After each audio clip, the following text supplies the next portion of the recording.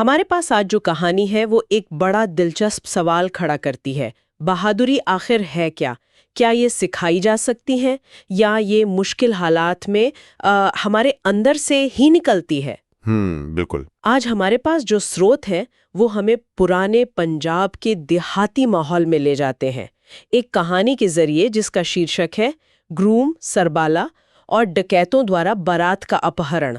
क्या बात है। कहानी में एक दूल्हा है जिसे कढ़ाई करना पसंद है, एक उसका चचेरा भाई है जो हर वक्त शरारत के मूड में रहता है, और हैं कुछ डाकू जो बाराती उठा ले जाते हैं। हाँ सुनने में तो बड़ा मजेदार लग रहा है। तो आज हम इसी कहानी की परतों को खोलेंगे और उस सवाल का जवाब ढूंढने की कोशिश करेंगे कि एक शर्मीला इंसान नायक कैसे बनता है। और ये सवाल इसलिए भी जरूरी हो जाता है क्योंकि कहानी मर्दानगी की जो बनी बनाई परिभाषाएं हैं उनको भी तोड़ती है। हाँ, हमारे सामने मर्दानगी के एक तरह से 3 अलग-अलग रूप रखे गए हैं और कहानी का पूरा सफर इसी टकराव को दिखाता है कि इनमें से कौन सा रूप आखिर में टिकता है।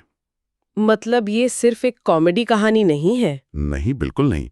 ये किरदारों के बदलने और खुद को पहचानने की एक यात्रा है। तो चलिए इस यात्रा की शुरुआत करते हैं 2 चचेरे भाइयों से जो एक दूसरे से बिल्कुल अलग है।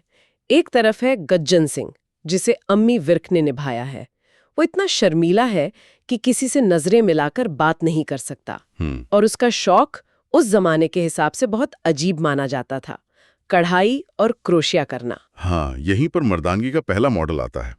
शांत, कलात्मक और शायद थोड़ा अंतर्मुखी। और उसे शादी के नाम से ही डर लगता है। समाज, खासकर उस दौर का पंजाबी समाज, इसे मर्दाना नहीं मानता, उसे कमजोर या जनाना समझा जाता है। सही। कहानी की शुरुआत ही इस धारणा को हमारे सामने रखकर होती है। और फिर आता है मर्दानगी का दूसरा मॉडल, सुच्चा सिंह। हाँ, उसका चचेरा भाई सुच्चा सिंह, जिसका किरदार गिप्पी ग्रेवाल ने निभाया है। ये बिल्कुल गज्जन का उल्टा है। दिन और रात जैसा फर्क। आत्मविश्वास से भरा हुआ, जोर जोर से बोलने वाला, लड़कियों से फ्लर्ट करने का कोई मौका ना छोड़ने वाला। वो वैसा मर्द है जैसा फिल्मों में अक्सर दिखाया जाता है, थोड़ा दिलेर, थोड़ा शरारती। हाँ, ये है दिखावटी मर्दानगी, जिसके लिए मर्द होना एक परफॉर्मेंस है। परफॉर्मेंस बिल्कुल सही शब्द है। सुच्चा लगातार ये साबित करने की कोशिश करता है कि वो कितना मर्द है, जबकि गज्जन को इससे कोई फर्क ही नहीं पड़ता कि लोग उसके बारे में क्या सोचते हैं। और कहानी का सारा मजा इसी बात में है कि जब हालात बिगड़ते हैं तो इन दोनों में से कौन ज्यादा मजबूत साबित होता है। वही तो। और हालात बिगड़ना शुरू होते हैं जब गज्जन की शादी तय हो जाती है। बेचारा, वो पहले से ही डरा हुआ था, अब तो उसकी हालत और खराब हो जाती है, और यहीं सुच्चा को मौका मिल जाता है अपनी चलाने का। वो जबरदस्ती गज्जन का सरबाला बनने के लिए तैयार हो जाता है। अच्छा, सरबाला का जो किरदार है वो पंजाब की शादियों में बहुत अहम होता है। हाँ, वो दूल्हे का सबसे करीबी होता है। हाँ, दोस्त या भाई जो हर रस्म में उसके साथ खड़ा रहता है। उसका काम सिर्फ साथ रहना नहीं, बल्कि दूल्हे को सहारा देना, उसका आत्मविश्वास बढ़ाना होता है। वो एक तरह से दूल्हे का रक्षक होता है। बिल्कुल, रक्षक। लेकिन यहाँ तो रक्षक ही सबसे बड़ी मुसीबत बनता दिख रहा है। हाँ, बिल्कुल। सुच्चा का मकसद गज्जन को सहारा देना कम और अपनी मौज मस्ती करना ज्यादा लगता है। वो गज्जन के डर का मजाक उड़ाता है। और मुझे लगता है यहीं पे कहानी पारंपरिक भूमिकाओं को उलटना शुरू कर देती है। हाँ, जो सरबाला सहारा देने के लिए है, वही उसे और डरा रहा है। ये एक क्लासिक रोल रिवर्सल है। वो उसकी शराफत का फायदा उठा रहा है। बिल्कुल। लेकिन ये कहानी का एक तरीका है हमें ये बताने का कि जो जैसा दिखता है जरूरी नहीं कि वो वैसा ही हो। मतलब हो सकता है कि शर्मीला दूल्हा अंदर से उतना कमजोर ना हो, और ये दिलेर सरबाला उतना भी दिलेर ना निकले जब असली मुसीबत आए। तो एक तरफ दूल्हा और सरबाला के बीच ये खींचतान चल ही रही है, लेकिन कहानी तब पूरी तरह पलट जाती है जब एक बाहरी ताकत उनकी दुनिया में दखल देती है। बारात दुल्हन के गांव जा रही होती है और रास्ते में जंगल के बीच उन पर हमला हो जाता है। और हमला करने वाले कोई छोटे मोटे चोर नहीं, बल्कि इलाके के सबसे कुख्यात डाकू हैं, जिनका सरदार है सरदार सिंह, जिसे गुग्गू गिल ने निभाया है।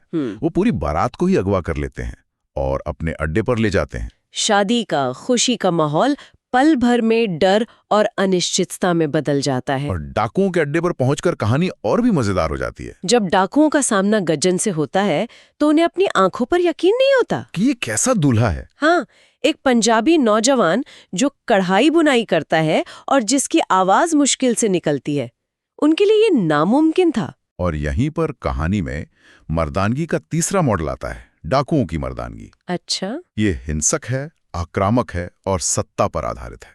उनके लिए मर्द होने का मतलब है बंदूक चलाना, ऊंची आवाज में बात करना और किसी से न डरना। और गज्जन उनके इस सांचे में कहीं से भी फिट नहीं होता। कहीं से भी नहीं। तो वो लोग उसे असली मर्द बनाने का बीड़ा उठाते हैं। इसके बाद जो सीन आते हैं वो कमाल की कॉमेडी हैं। हाँ, वो उसे बंदूक पकड़ना सिखाते हैं, लेकिन उसके हाथ कांपते हैं। वो उसे डाकुओं की तरह धाड़ना सिखाते हैं और उसकी पतली सी आवाज निकलती है। ये अपने आप में ही बहुत हास्यास्पद है कि समाज के सबसे बड़े बागी गज्जन को समाज के बनाए मर्द के नियमों को सिखाने की कोशिश कर रहे हैं। ये बहुत गहरी बात है। ये एक विडंबना है। जो लोग समाज के कानून तोड़ते हैं वो भी समाज की बनाई हुई सोच से आजाद नहीं है। सही। उनके दिमाग में भी मर्द की वही छवि है जो शायद गांव के किसी बुजुर्ग के दिमाग में होगी। तो क्या कहानी ये कह रही है कि असली आजादी सिर्फ समाज के नियम तोड़ने में नहीं, बल्कि उन नियमों को बनाने वाली सोच से आजाद होने में है? वाह, ये तो बहुत दिलचस्प नजरिया है। और शायद गज्जन ही वो किरदार है जो उस सोच से आजाद है। हाँ, उसे फर्क नहीं पड़ता कि कोई उसे मर्द समझता है या नहीं, वो जैसा है वैसा है। लेकिन मुझे जो बात सबसे कमाल की लगी वो ये है कि इतने तनाव और खतरे के माहौल में भी कहानी प्यार के लिए जगह बना लेती है। हाँ, क्योंकि किरदारों का असली बदलाव वहीं से शुरू होता है। इस हंगामे के बीच दो प्रेम कहानियां पनपती हैं। गज्जन की मुलाकात होती है प्यारों से, जिसे निमृत खैरा ने निभाया है। प्यारो एक बहुत बहादुर और निडर लड़की है। बिल्कुल गज्जन से अलग। हाँ, जहाँ गज्जन डरता है वहाँ प्यारो सामना करती है। और प्यारो की यही हिम्मत गज्जन को हिम्मत देती है। वो शायद पहली बार किसी ऐसी लड़की से मिलता है जो उसकी शराफत का मजाक नहीं उड़ाती, बल्कि उसके अंदर की अच्छाई को देखती है। हाँ, और वो उससे प्यार करने लगता है। ये प्यार उसके लिए एक ताकत बन जाता है। बिल्कुल, प्यारो उसके लिए एक प्रेरणा बनती है, एक वजह बनती है बदलने की।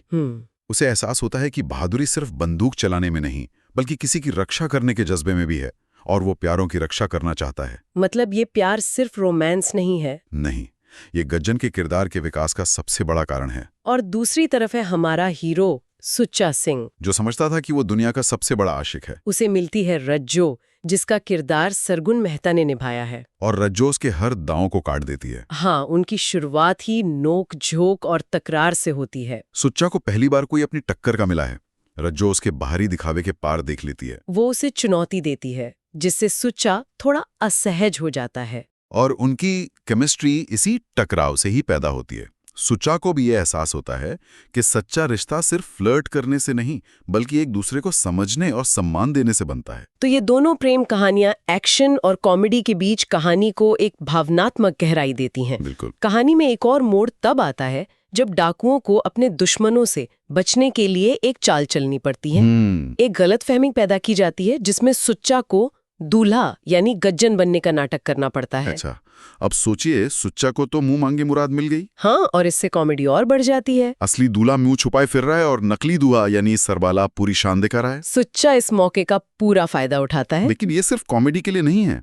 ये हालात गज्जन को और अकेला कर देते हैं और उसे ये सोचने पर मजबूर करते हैं कि उसे अब खुद ही कुछ करना होगा। और वो मौका आता है कहानी के सबसे बड़े पल में, जब डाकुओं पर उनके दुश्मन हमला कर देते हैं। गोलियां चलने लगती है, सबकी जान खतरे में पड़ जाता है। और सुच्चा जो इतना दिलेर बनता था, वो भी डर के मारे छिप जाता है। और तब जब किसी को उम्मीद नहीं होती, गज्जन आगे आता है। जिस लड़के के हाथ कढ़ाई करते हुए नहीं कांपते थे, लेकिन बंदूक पकड़ते हुए कांप रहे थे, वही लड़का आज बंदूक उठा लेता है। लेकिन क्या ये बदलाव थोड़ा अचानक नहीं लगता? मतलब कुछ दिनों की डाकुओं की ट्रेनिंग किसी के बरसों के स्वभाव को कैसे बदल सकती है? ये सवाल बहुत अच्छा है, और मेरे हिसाब से उसका बदलना अचानक नहीं है। अच्छा। ये कई चीजों का नतीजा है। डाकुओं की ट्रेनिंग ने उसे सिर्फ ये सिखाया कि बंदूक चलती कैसे है। ये एक तकनीकी ज्ञान था। ठीक है। लेकिन उसे चलाने की हिम्मत और वजह प्यारों के प्यार ने दी। उसे पता था कि अगर वो नहीं लड़ा तो प्यारों की जान खतरे में पड़ जाएगी। तो एक मोटिवेशन था। हाँ, और आखिर में उस हालात की मांग ने उसे वो करने पर मजबूर किया जो उसने कभी सपने में भी नहीं सोचा था। तो ये ट्रेनिंग, प्यार और जरूरत, इन तीनों का संगम है जो गज्जन को बदलता है। मतलब असली बदलाव बाहर की ट्रेनिंग से नहीं, अंदर की वजह से आता है। बिल्कुल, ये बात तो है। और वो लड़ता है, और इस तरह लड़ता है कि सब हैरान रह जाते हैं, डाकू भी। और सबसे ज्यादा हैरान होता है सुच्चा। हाँ, जिस भाई का वो मजाक उड़ा रहा था, आज वही सबकी जान बचा रहा है। ये उसके लिए एक बहुत बड़ा सबक था। ये गज्जन के किरदार का शिखर है। उसने अपनी संवेदनशीलता नहीं खोई, लेकिन उसने ये सीख लिया कि जरूरत पड़ने पर सख्त कैसे बना जाता है। उसने मर्दानगी के तीनों मॉडलों से कुछ न कुछ सीखा।